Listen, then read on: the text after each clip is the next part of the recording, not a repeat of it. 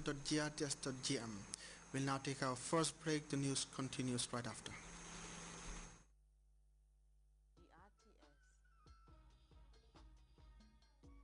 From hard news. I want to direct this question to the FAO. The Human Interest Weekend Spectrum is the program that spices up your weekend with news, breaking events in and outside the Gambia. Meet the people who inspire others to think and change the world. These culminated experiences were able to show anybody in New York that I'm somebody who's tough and I'm able to survive and carry out the work that I'm given. So it was a process, a tough one, but all in all, as I said, with the grace of Allah and with the support of parents and with the confidence of coming from a small country like Gambia and having a lot to prove. Focus should be in strengthening families to ensure that they keep their children and also vulnerable families. At this time on GRTS. Welcome back. Malian authorities have sent a formal letter to the United Nations requesting for the intervention of a West African military force in Bamako.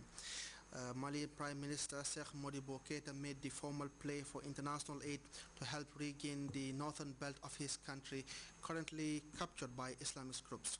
More details in this CFI report. Malian authorities have sent a letter to the United Nations formally requesting a West African-led military force to help retake the north of the country, which is occupied by Islamist groups. Mali's Prime Minister Sheikh Modibo Diarra has since intensified diplomatic efforts to mobilize support from many different countries. He is counting on Benin's President Thomas Boni Yayi to convince African nations to participate in the operations.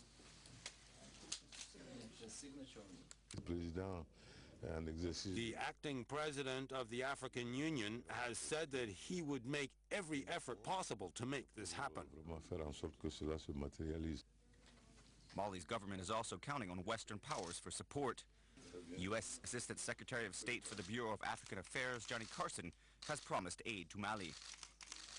And France has offered logistical support as well as intelligence, training, and transportation for troops. France has the role of the facilitator because we respect the existing borders of Mali, and we want to help the African people, and we do not accept terrorism. What is developing in Mali is a risk for the whole world, and I often speak of Sahelistan. That is the equivalent of Afghanistan in the Sahel. A high-level meeting on the Sahel region is scheduled for Wednesday on the sidelines of the UN General Assembly in New York. With the support of France and the United States, Mali looks likely to get the okay for international military intervention in the north. Sovereignty and territorial boundaries are at the center of a dispute between China and Japan over a group of uninhabited islands on the East China Sea. And now another problem has sailed over the controversial event. Michael Holmes explains. Troubled seas, rising tensions, dozens of fishing boats and a handful of Coast Guard ships from Taiwan sailed into waters surrounding the island chain to renew their claim in the dispute, but were turned away when Japan's Coast Guard fired water cannon on the Taiwan ships. Less than 24 hours earlier, Chinese state television showed footage of two of its surveillance ships entering the same seas in what China calls a demonstration of its sovereignty. China and Japan and Taiwan all claim ownership of the islands in the East China Sea, known as Senkaku to Japan, Diaoyu to China. They're prized for their strategic location, good fishing and potential oil and gas reserves. High-level officials in China and Japan met in Beijing on Tuesday in renewed efforts to cool tensions over the dispute. But after the meeting, China didn't ratchet down its rhetoric. China absolutely cannot tolerate Japan's unilateral actions of infringing on China's territorial sovereignty. Japan must abandon its illusions, reflect deeply, and correct its mistakes with concrete actions. Back in Tokyo, the dispute was also a hot topic between Japan's defense minister and his Australian counterpart. One of the things we have to think of is how to deal with all the ships that are coming from China and Taiwan to the Senkaku, and how to keep Sino-Japanese relations stable and advance them. At the same time, China's president and premier were on hand for ceremonies as the country formally launched its first aircraft carrier into service. With no end in sight to the island dispute, this show of naval strength could be a worrying sight to China's neighbours. Michael Holmes, CNN at... A dying father in the U.S. state of Michigan wants to see his son once more before he died. His family is hoping that Iranian President Mahmoud Ahmadinejad will make that happen. That's because his son, a former U.S. Marine, is jailed in Iran accused of spying. CNN's Paula Newton has that story. Know how much more pain he can take or how much longer he will live. And so he has a plaintive message for the president of Iran. Please, please, please release an innocent man and reunite him with his father and his mother. Hekmati recently underwent brain surgery to remove a malignant tumor. He now faces radiation and chemotherapy, but he says his fate lies not with the doctors and treatment, but with the man and the regime that have imprisoned his son. I hope and pray that I will get to see my son one last time before I go to the other side. Amir Hekmati is a former Marine, a decorated Iraqi war veteran, born in Arizona and raised in Nebraska and Michigan. Within weeks of setting foot in Iran for the first time in August of last year, he was there to visit his grandmother. He was arrested, interrogated, imprisoned, and after several months, my name is Amir Mirza Hekmati, showcased on Iranian TV as a CIA operative. He has been convicted of espionage and sentenced to death, although he has now been granted a retrial. Hekmati and the U.S. government deny he was ever a spy. Amir Hekmati remains in prison in Iran and has no idea that his father is dying. Dr. Ryan Barrett is the neurosurgeon treating Hekmati's father. It's stressful enough dealing with this surgery and the diagnosis and the coming treatment.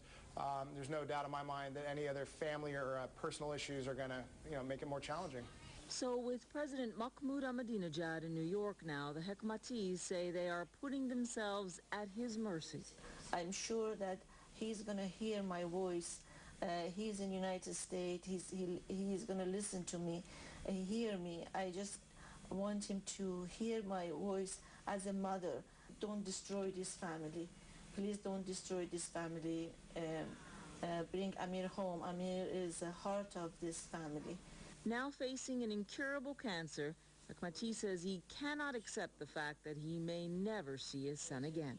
That's my biggest fear, that I may not see him, and that's my last wish, to see my son and hug him and kiss him before I pass to the other side.